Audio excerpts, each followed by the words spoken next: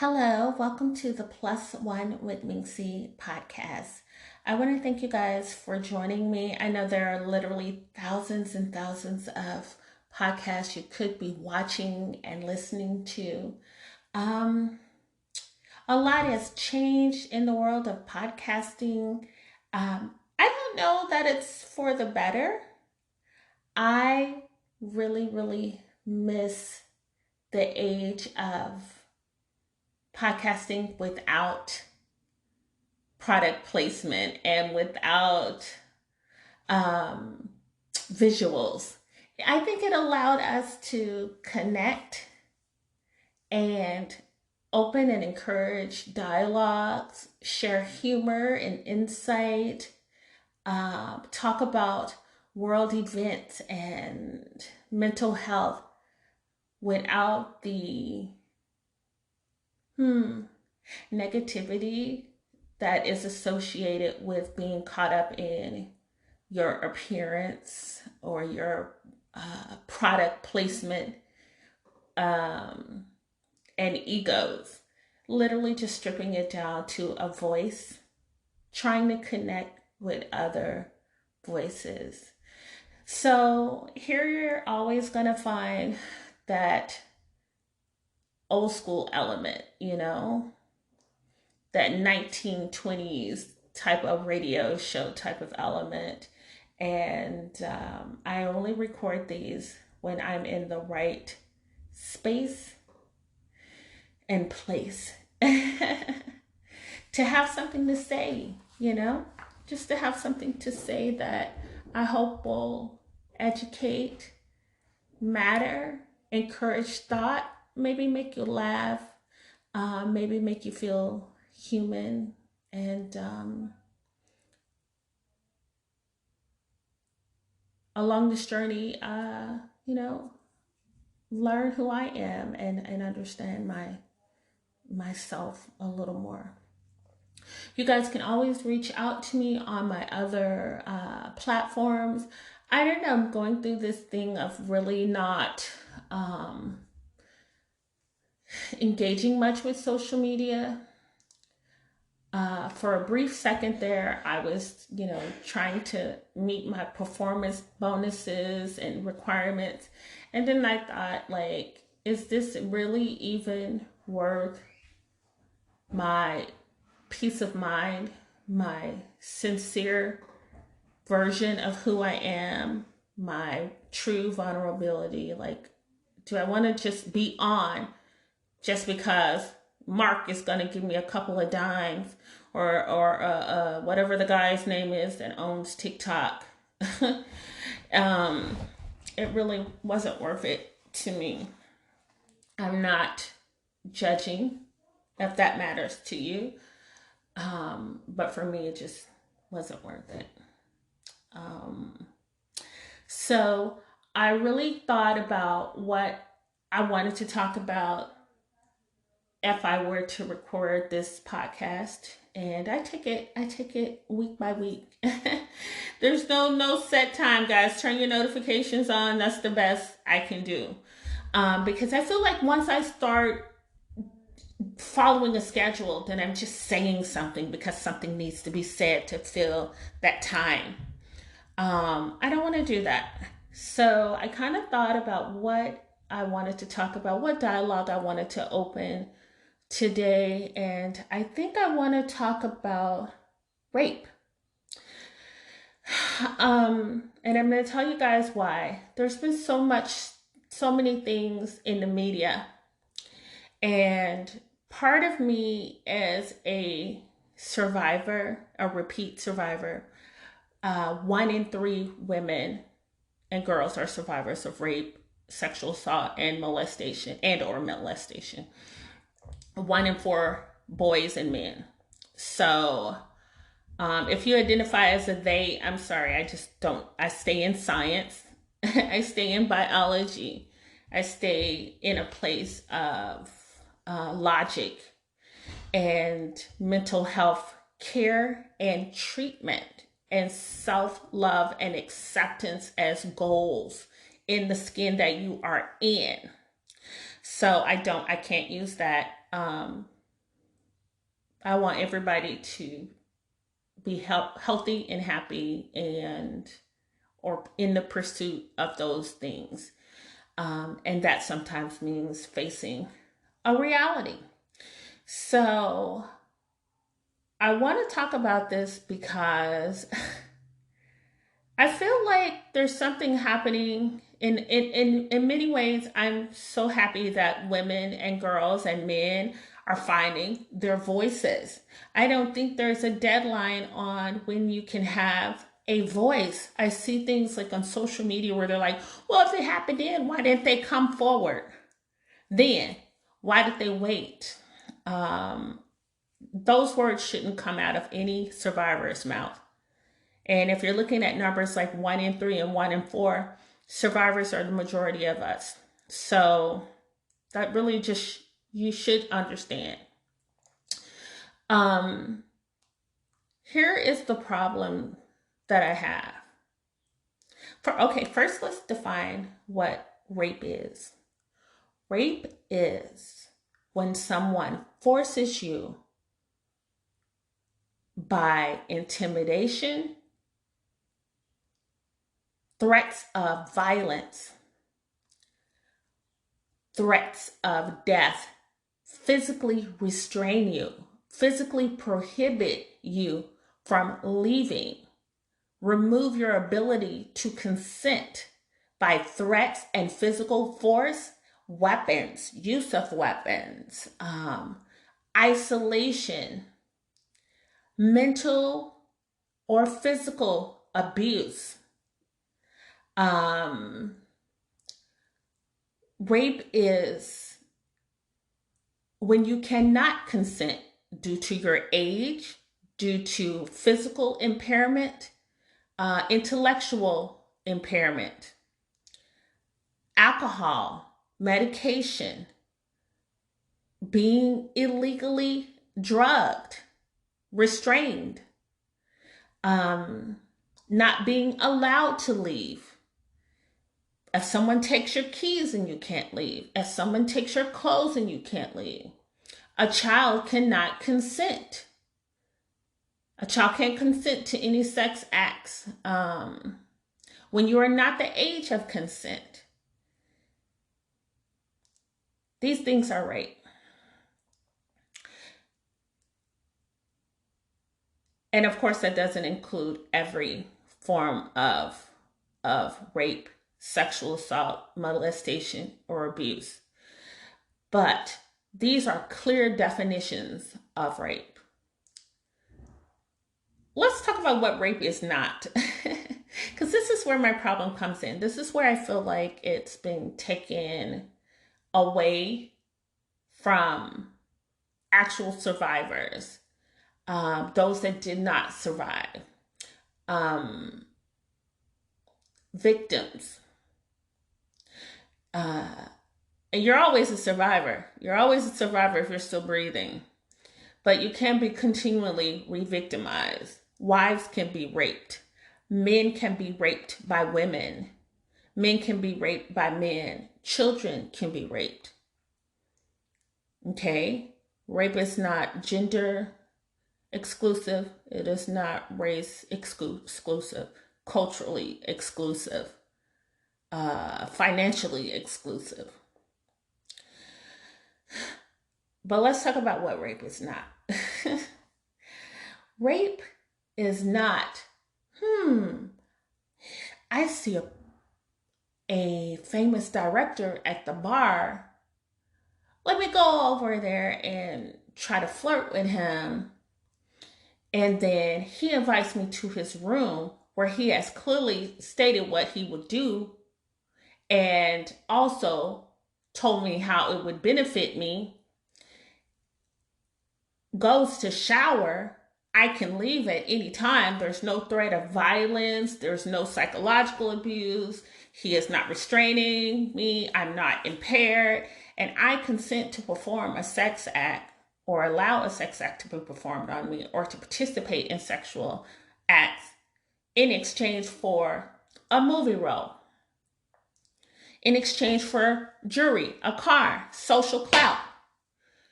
And then I receive everything that I performed these sex acts for. And then 15, 20 years later, I want to accuse him of rape. That's not rape.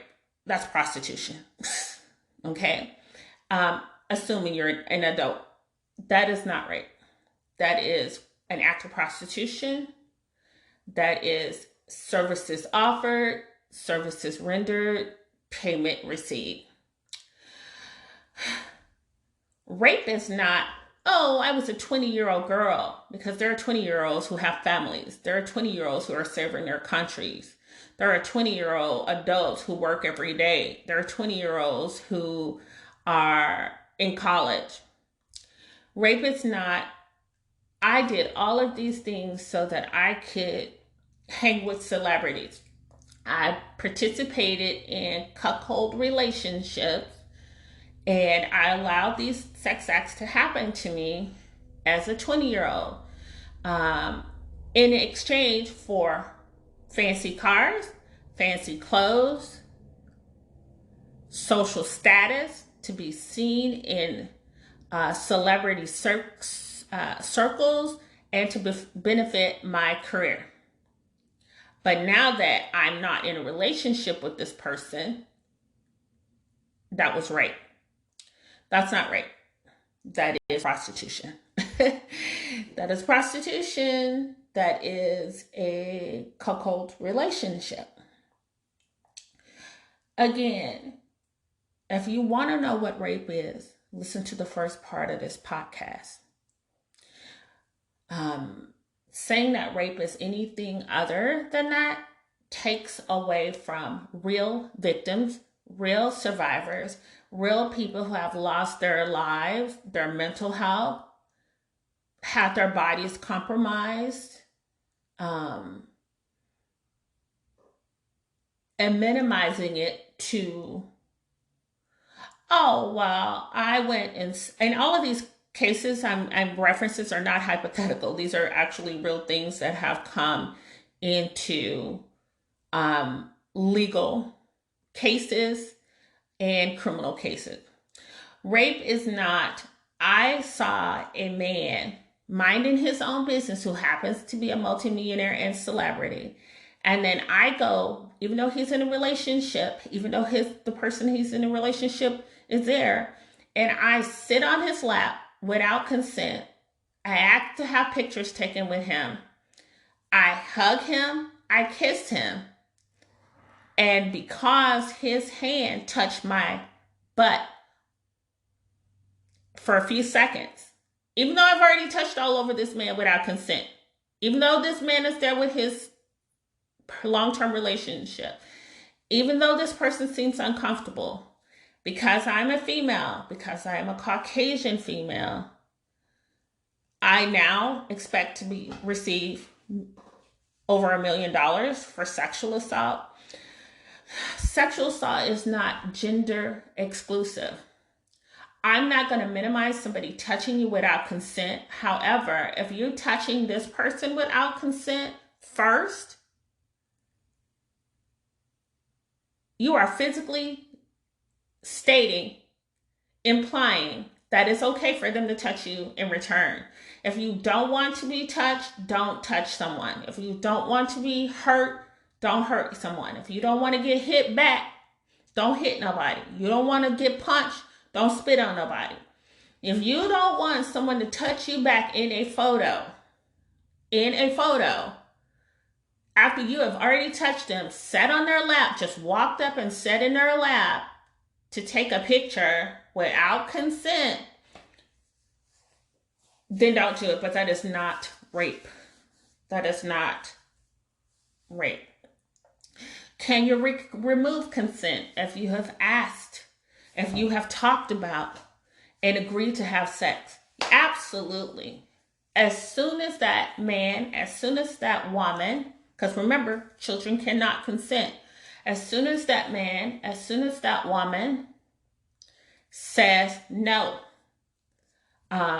physically implies no, that could come in the form of pushing you off, of trying to get up and get dressed. It could be in the form of asking you to leave or them getting up to try to leave. That means no. There are no exceptions to no. If your wife says, I have a headache, and you're trying to initiate sex, and you continue to initiate sex even though she says she has a headache or she doesn't want to do it, you're raping your wife. If your friend, your guy friend, invites you over and to watch movies and you force yourself on them, that's rape. Let me tell you guys this story. So this really happened to me. It didn't connect in my head that an adult man could be raped. I knew by a woman. But I did acknowledge that children could be raped. Teen boys could be raped. Men could be raped by men. But I just couldn't imagine that a large man could be raped by a small woman. But I'm going to tell you and I'm going to actually use some names. I'm going to use the rapist's name. Absolutely. It's a very unique name too. But she is a rapist. So when I was in college at Southern Miss, I had a friend and she had a boyfriend and he had a roommate. And there was this girl on our campus. At first, I tried to be nice to her because I thought everybody was just being so mean to her. And her name was Shawan. She was offensive to everyone. She had excessive body odor. I remember her having horrible body hair. Like her pubic hair grew up above her belly button. So I thought that was kind of weird. She was missing like some teeth that just never grew in. So it was like her front teeth and then like the little canine teeth. She didn't have the other one. And I remember she had like those little, what we call skittle teeth, right? You know what I'm talking about? And like she had a huge gap, not a cute little gap, but a huge one. And some weird lips. She was just a weird little person. And when I first came across her, I thought everybody was just being so mean. She was literally obsessed with my friend. So my friend was a beautiful, tall model, and she would just follow her and do whatever it was she asked. But even though my friend really just didn't want her around, she just never got the clue, right? So I was always like, oh, they're so mean to her. I'll be nice to her. But her personality, honestly, nobody was bullying her. They just didn't want to be around her because she was like always the person insulting somebody else, always making fun of people for being overweight, for example, or just she was like a little odd looking bully. Maybe those were defense mechanisms for her. I don't know. But what I did see was her doing a lot of cruel things. It's not like on TV. Like on TV, you know, it's like the cheerleaders are dumb and bullies. The nerdy kids are the overweight kids and the odd looking kids. But in reality, it's usually the chubby kid that's the bully. It's usually the so-called nerds. The cheerleaders are usually, and the football players are usually very smart. Cheerleader usually has to have at least a B average to even stay on the squad. Football players, they have to have a C average in most places. However, they're practicing in the morning and the afternoon. They really, and still having to carry their full loads. And typically they do want to be really smart and good students because they want to get into a better university to play football. You can be the best football player, but if you're flunking out, you're going to end up in a community college. You might not get into the NFL. So most athletes are really smart. And to be honest, my experience, the cooler the child is, like the more popular and pretty or handsome they are, they're really very nice, really nice and kind.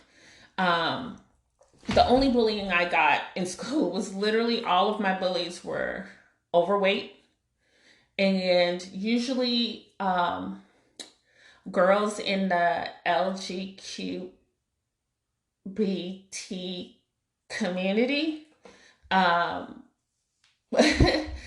So that's my personal experience. Take it with a grain of salt, however you want to take it. So I just want to give that little background narrative that the way people were treating her wasn't based on how she looked. It was based on how she treated them and how she behaved. And she was just a very I don't know how to say this, but just a revolting human being to be around. Just the way, the things that she did, the boundaries she crossed.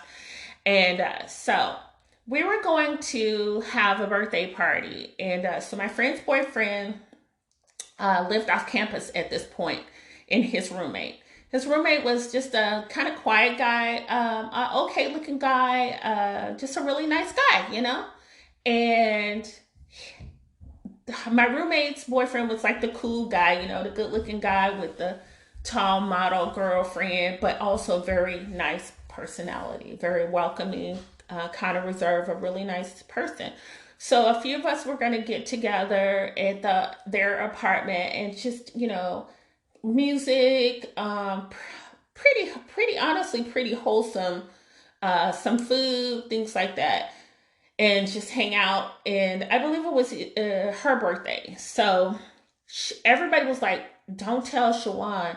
Don't tell Shawan. We don't want her here. Because she would just show up even if she wasn't invited. She would literally follow this girl nonstop. Even though the girl asked her to leave her alone. Like she constantly wanted to be around her. Like she didn't understand.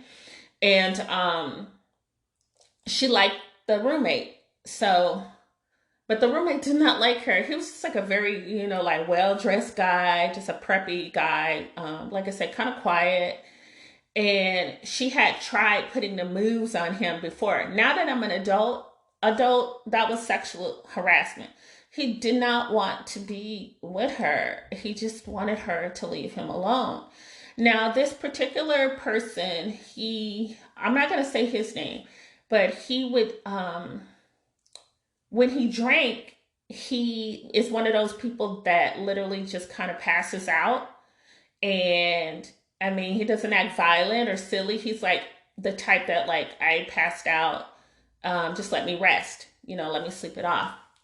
Um, he really just, and he told everybody, like, please, if that girl shows up, please just lock me in a room, in my room, and just keep her away from me. Because now that I realized he had already been sexually assaulted by her, it wasn't the funny joke. But, you know, again, as I'm an adult now, I realized that prior, she had literally raped him when he was inebriated. And so this time he had drank, she showed up. They didn't want her there, right? Like, they just didn't want her there. And I came out, and so this guy, he liked me. He liked me. And I kind of regret this now because I told him, he says, you're not going to talk to me, are you? Because of this girl, Shawan, you know, in their first experience. And I was like, no, I just didn't want to be bothered by her. And just the fact that she had touched him was just repulsive to me. Now, like I said, I regret that because I would not want that to happen to me. And I've experienced something like that, sort of. So now I would have been more open to, first of all, kicking her ass. Probably getting a restraining order, getting her some psychiatric care. But it wouldn't have turned me away from a really good guy who's in company I did enjoy. We all liked them. Both of them, they were just really nice guys. Really nice, cool guys. Just, you know, good black guys. And so at this party, so the girl shows up. I guess she walked over there from campus, right?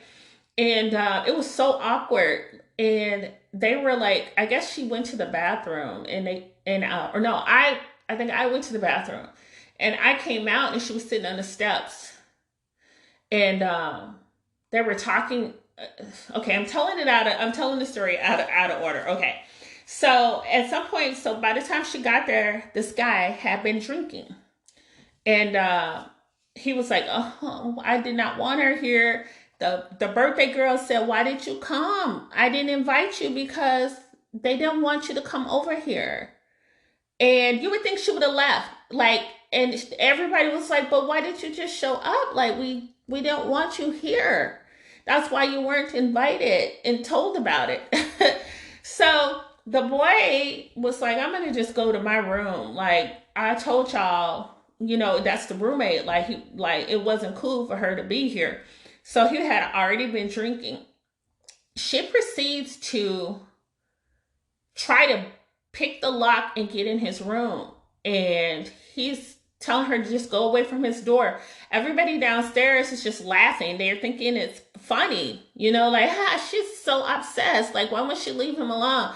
So she's trying to get in his room, and basically, he was really drunk. He literally threw up in his room, and she still would not leave him alone.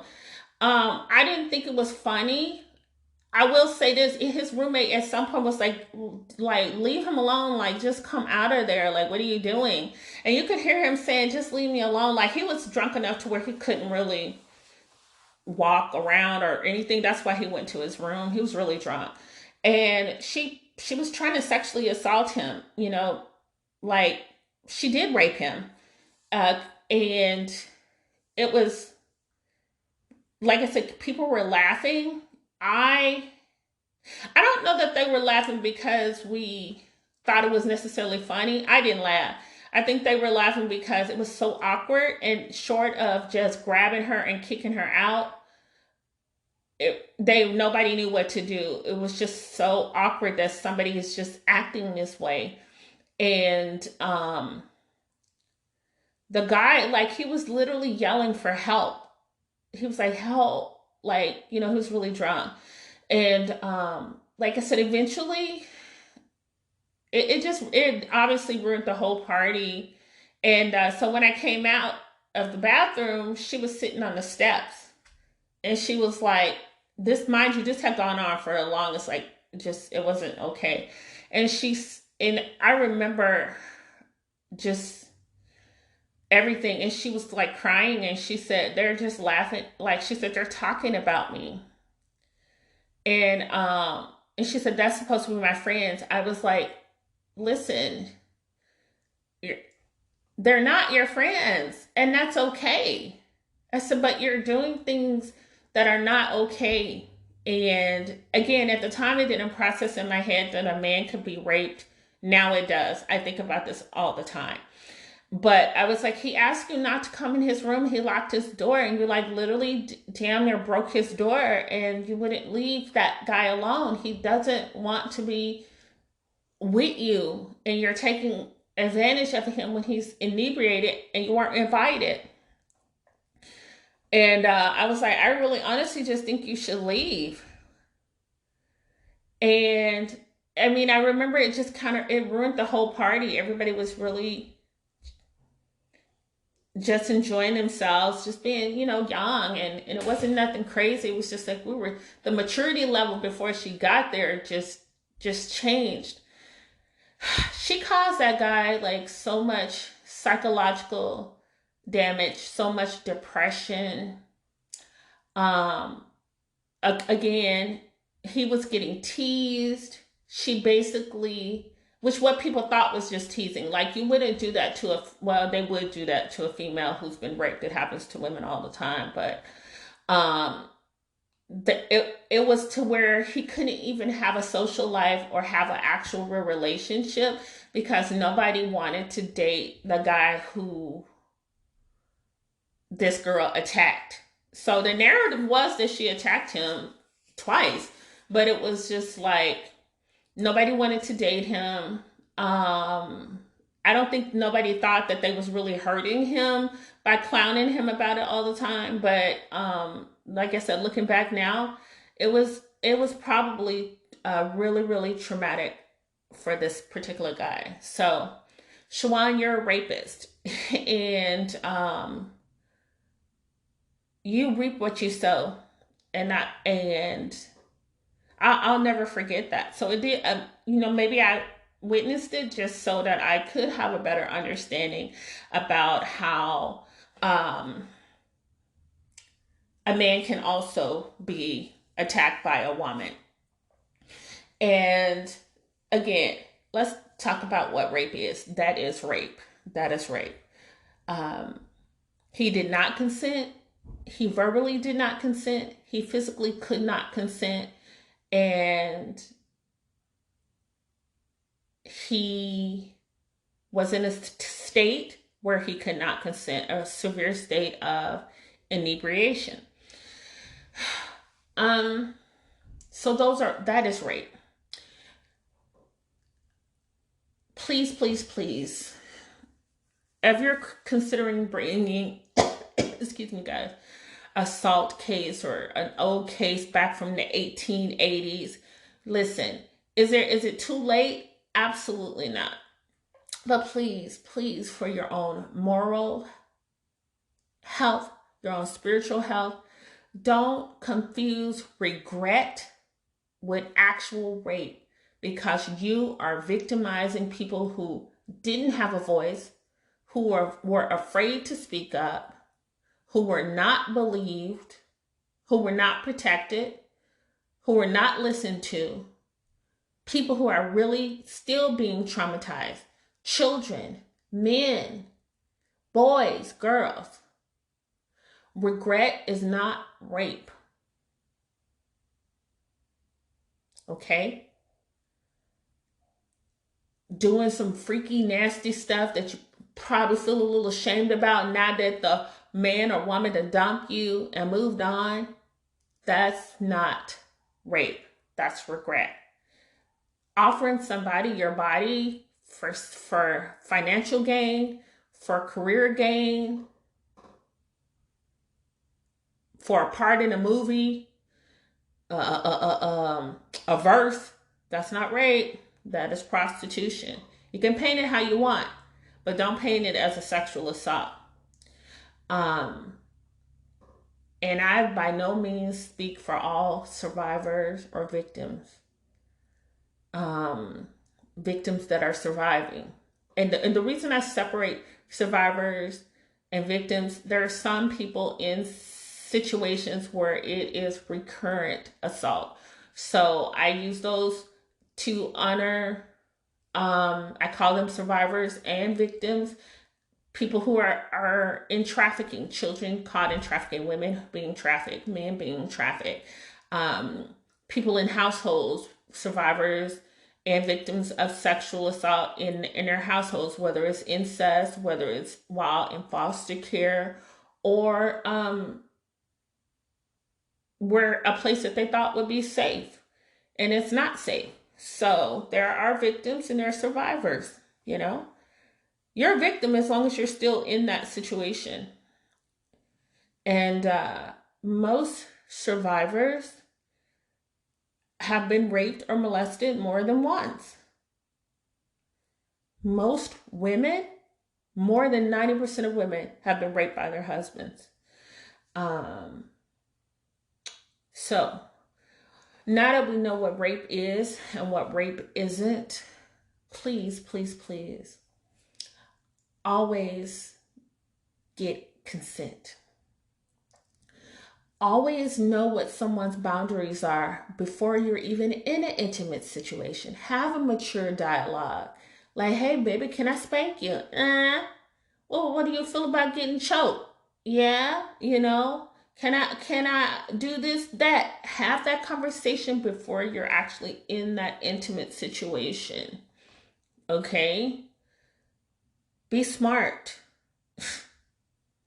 Shit, date people in your own financial bracket. You're least likely to get sued or set up over some money. Because there are some people, some men that are being set up. And also, a millionaire can be a rapist. Some are rapists. Some are being set up. Make sure you have clear boundaries of consent. Because when you got a lot to lose, you're going to lose a lot, okay? And for us regular folks,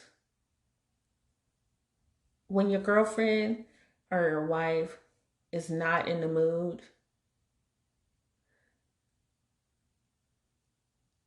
listen.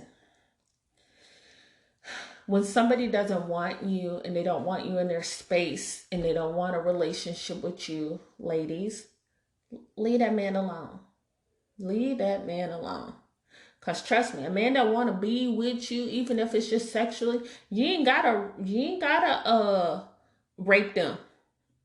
You ain't gotta force your stuff on them. You ain't gotta break down a door. Okay? We want to learn to practice consent. We want to listen to no. And that's it. And that's it. Let me take a little side segue too. I see all y'all little social medias where you talk about and we talk about rape culture, where if you give a woman a compliment, she want to have an attitude. First of all, nobody is entitled to even respond to you. Okay? To the fellas that be in my DMs, sending you dick pictures while your girlfriends and wives in labor and doing all this weird stuff. I can't even have Snapchat no more. This has gone on for years. Okay? That is triggering to a lot of us. It's traumatic to a lot of us because you shouldn't be sending sexual pictures of yourself to someone you're not in a relationship with who likes that. Okay? So to the strangers who think that's okay, you're weird, get help. Okay? Nobody is entitled to respond to you. It's a lot of little things that teeter on sexual harassment. For instance, if I blocked you, don't add me on anything else. Don't ask me why. Consent is consent. And when somebody says no, that's it. They don't owe you an explanation. I don't care if you go on 100 of my pictures and say you beautiful. So I ain't got to say nothing to you. You do that to me, I'm probably going to block you because it's triggering to me. It gives me stalker vibes. It gives me obsession. And I don't enjoy that. Consent is big. You shouldn't be sending pictures of yourself to random strangers. Don't do that. And I've had clergy, an alderman, a guy who was running for office, and he actually did win. I've had school board members, professional athletes in multiple sports, a couple of celebrities, regular guys, married guys, people who literally a guy sent me a whole bunch. He said, "Hey, Binks, can you check out something for me and tell me if you think if it's good?" And this is a person that I've actually hosted an event with, that they hired me to do it back in my days of promoting and stuff. And he was so professional in person, just great personality. Y'all, do y'all know that this man literally sent multiple homemade boosie videos of him having sex with women that look like crackheads? And it was so poorly done. Like, some of those bedrooms and houses he was in looked like I would have just burned it down. My OCD can't take nothing look like that. It was just dirty, right? And he used no protection. He was getting married. I did not know this until I say probably, okay, so he sent the videos first, and I was just like, ugh. I mean, I don't know why you would even send me that. And then I was like, ugh, that's gross. Like, you know. And then a few months later, he sent me a message. I kid you not. He sent me a message. This is not somebody I dated or anything. This guy is like 5'2", 5'3", 5'5". I don't know, but I'm 5'10". And I never flirted with him, never gave him no indication of any type of interest. I don't hang with him. He just hired me to co-host with him one time. I don't know him like that, right? And at that time, now I lived in a whole different state. This guy I knew from like Missouri. I don't know if he lived on the Kansas or Missouri side, but again, like I said, he reached out to me online, hired me to do this gig, paid me my money. I came there with my little nephew. My little nephew, like 6-something, solid muscle at the time, so that was like my little like bodyguard, right? And then that was it. right? So, y'all, tell me why this weirdo sent me a message and it says something like, I have a confession.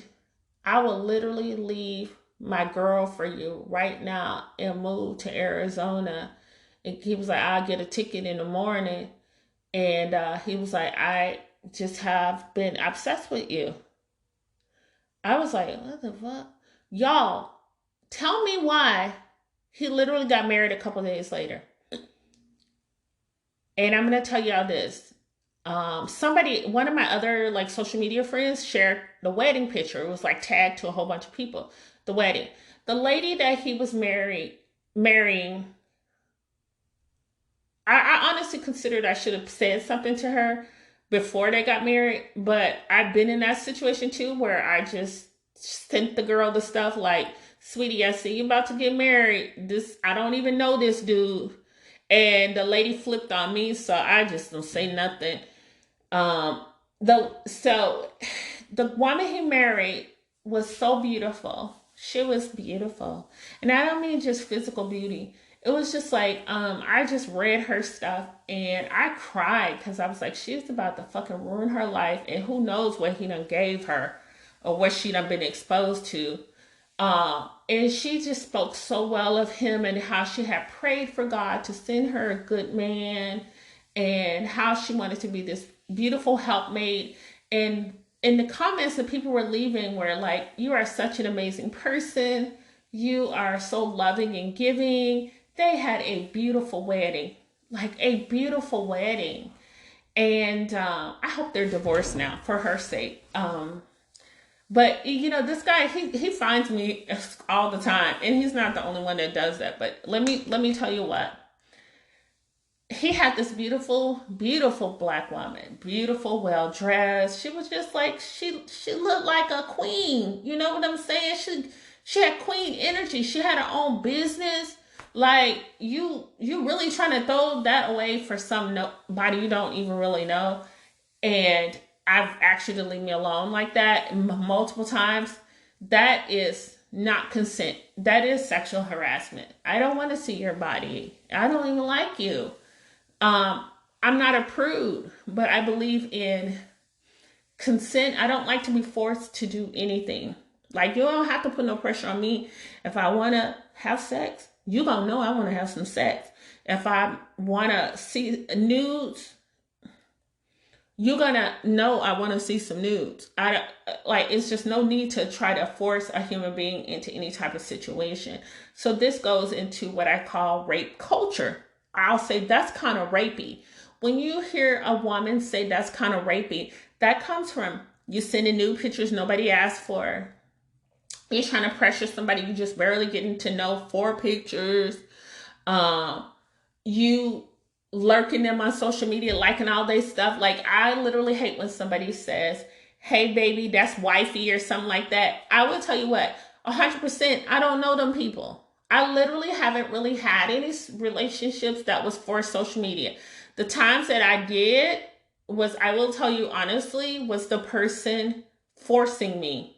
Like, well, why I'm not on your social media?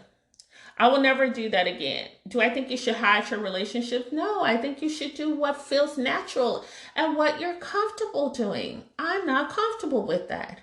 I've literally had so many stalkers. And I'm not talking about, oh, somebody just looking on my page and this and that. I'm talking about being stalked where I taught fitness classes at and was doing my fitness training and literally getting stalked on my campus and having to get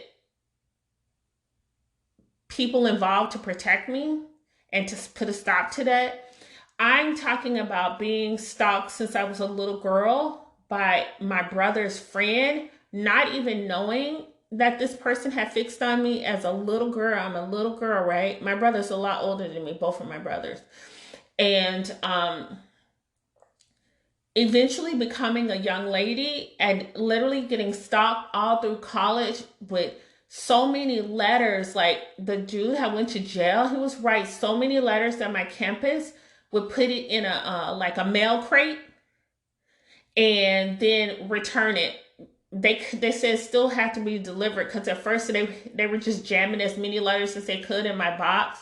But once they realized it was a problem, they were like, he still can write even if he's crazy, um, because there's no court order stopping him from writing it and contacting me. So we just came up with, they would get a crate, tell me to sign off on it, and then they would return it back, right?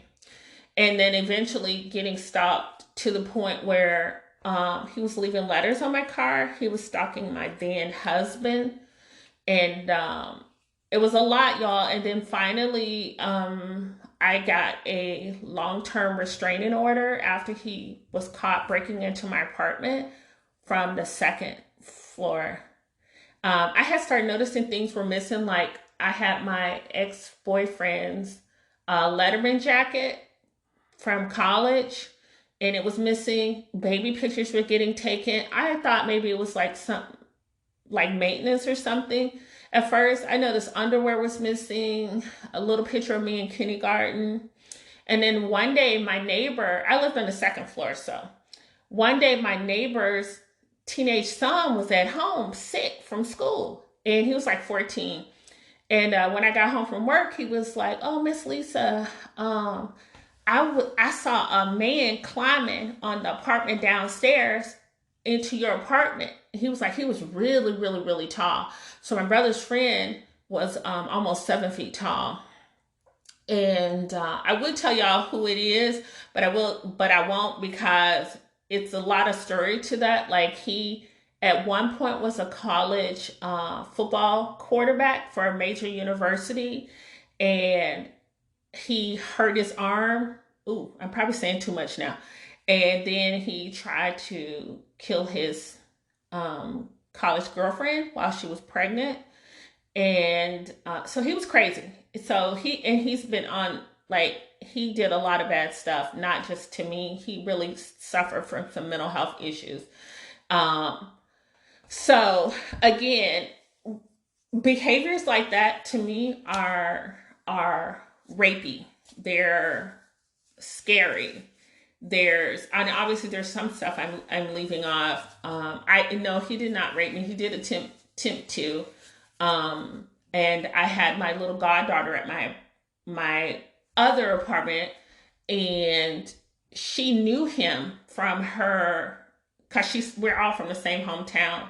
And my little goddaughter was visiting me in Missouri from our hometown in Mississippi. So, and oh yeah, I left off that the guy had literally moved to Missouri to continue to try to stalk me. And this is somebody who was adult when I was a child.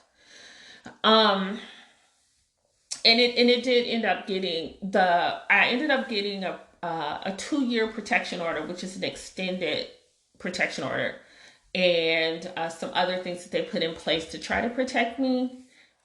And mind you, y'all, I was married and pregnant at this time. So they did put some things in order.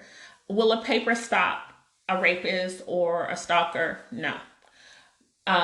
Well, he ended up kidnapping a girl, I don't want to say too much, who was also pregnant by him.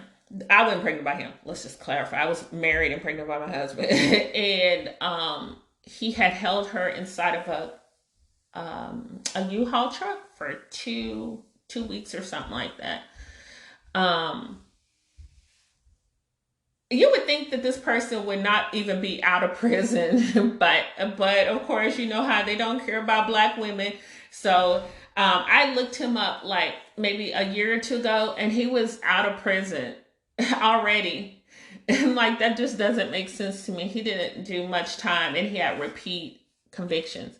So again, these are rapey things. Not taking no for an answer, stalking someone, breaking and entering. These are all rapey behaviors. Calling someone after they ask not to be called, rapey behaviors. Fixating on somebody because you know them from social media, rapey rapey. I will tell you what, you guys, there was a guy who I have been friends with on social media for the longest. I'm not really sure. I've never met him before, but he always seemed like a nice human being. And the only things that we ever talked about were like our health, what we we're going to cook, you know, sometimes kids. Every now and then, we didn't really have no long, deep conversations, but it would be like little, quick little DMs, stuff like that. And for the most part, I always thought he was just really respectful. A few months ago, I ended up blocking him because I had posted a picture and he messaged me and he was like, you know, he had told me he had feelings for me, but he was like, you like them pretty boys. This is his words. No, I actually don't like no pretty boys. Anybody that I'm with at the time, I felt like they were beautiful. If somebody don't think you beautiful when you with them, don't be with them. Like, don't be no consolation prize. But I don't know what he meant by that. I mean, I actually do know what he meant by it because I asked him, and it was just kind of weird. So I did know that he had some feelings for me, but it was always expressed very politely, like, oh, but you were in a relationship, or oh, you're dating.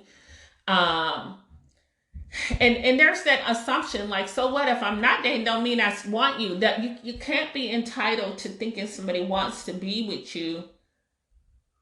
Like, they'll be like, where do you live? Like, I don't even know you to be telling you where I live. You single, so what about this? Like, no, like, nobody has to respond to you. Male, female, teenager, kid, you're not entitled to a response. You have to be okay with that.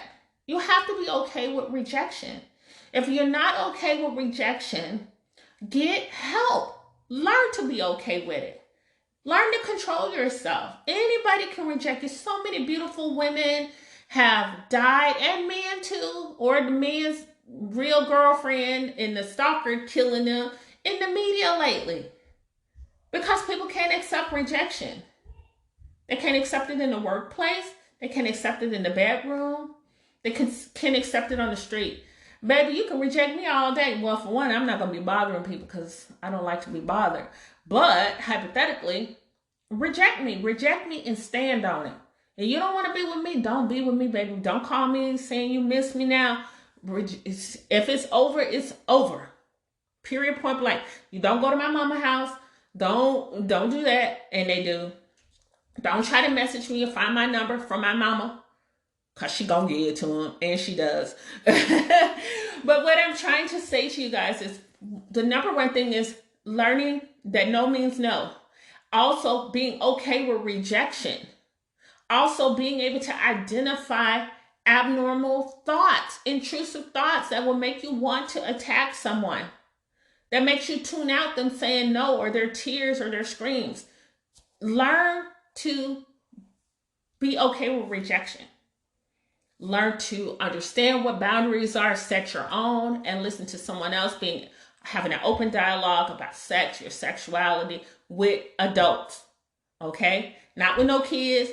Leave them people babies alone. Don't be traumatizing no children. That's not what I'm saying, but with adults. I'm talking 18 and older. Okay? Teach your children. Teach them early what boundaries are.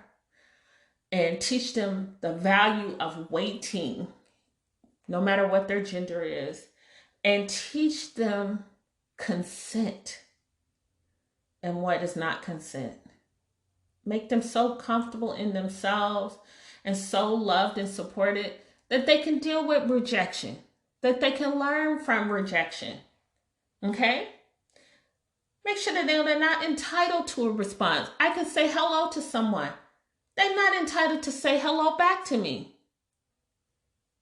I don't know how they feel in that day. I don't know what they've been through, what they survived. Maybe it makes them scared to say hi. And I'm okay with that. Okay? Also teaching them what's appropriate where they are as adults. I don't want to get hit on when I have my children at the park. If I'm in a nightclub, is it okay to come up and ask me to dance, or if I to share a drink? I don't drink, but you can share some hot wings with me. Yes, that's an appropriate place. Um, so I hope that this has been something that encourages you to just think, okay?